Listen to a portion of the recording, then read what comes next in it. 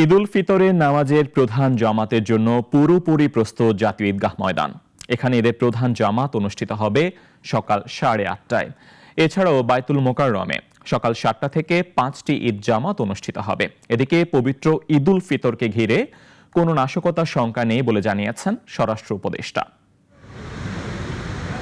জাতীয় ঈদগাহে একসঙ্গে নামাজ আদায় করতে পারবেন 35,000 মুসল্লি। আশেপাশের খোলা জায়গায় দাঁড়িয়ে আরও 50,000। ফ্যান, লাইট আর ত্রিপলে প্রস্তুত ঈদগাহ। রয়েছে আইনশৃঙ্খলা বাহিনীর 5 স্তরের নিরাপত্তা ব্যবস্থা।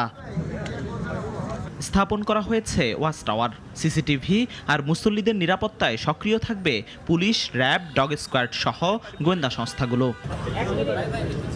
পুলিশের পক্ষ থেকে জানানো হয়েছে, নগরবাসীর নিরাপত্তা ঝুঁকি না থাকলেও সব ধরনের চ্যালেঞ্জ মোকাবেলায় প্রস্তুত তারা। না কোনো ঝুঁকি নেই এবং আলহামদুলিল্লাহ 15,000 পুলিশ অফিসার নিয়োজিত থাকবে। তো আমরা সবাই মিলে সমন্বিতভাবে পুরো ঢাকা শহরের নিরাপত্তা বলয় করছি। আমরা সবসময় সতর্ক আছি, বিশেষ করে আওয়ামী লীগ না, নিষিদ্ধ ঘোষিত যে সমস্ত দল আছে সেসব দল যাতে কোনো রকম অ্যাক্টিভিটি পরিচালনা না করতে পারে সে ব্যাপারে আমরা সদা সতর্ক। ঈদে ফাঁকা হয়ে যাওয়া রাজধানী ও গুরুত্বপূর্ণ এলাকায় আইনশৃঙ্খলা রক্ষায় বিশেষ ব্যবস্থা নিয়েছে র্যাপিড অ্যাকশন ব্যাটালিয়নও। আমরা ঈদ পূর্ববর্তী, ঈদের দিন এবং ঈদ পরবর্তী 3 ধাপে আমাদের দায়িত্ব পালন করতে হয়। ঈদের সময় ঢাকা শহর সহ বড় শহর জনসংখ্যা একটু কমে যায়, বাসাবাড়ি ফাঁকা থাকে।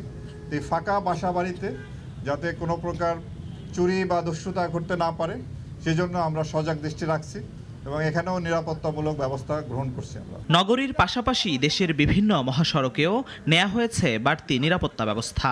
আর ফাঁকা ঢাকায় নিরাপত্তা বিঘ্নিত ও নাশকতা ঘটতে পারে এমন গুঞ্জনে কঠোর হুঁশিয়ারি স্বরাষ্ট্র উপদেষ্টার। নিরাপত্তার জন্য আমাদের যত ধরনের ব্যবস্থা নেওয়ার কথা আমরা সব ধরনের ব্যবস্থাই নিয়েছি। শুনেন, গুঞ্জন সবসময় গুঞ্জনই থাকে। আমাদের নিরাপত্তার কোনো অভাব নেই এবং কোনো নাশকতা হওয়ার কোনো আশঙ্কা নেই।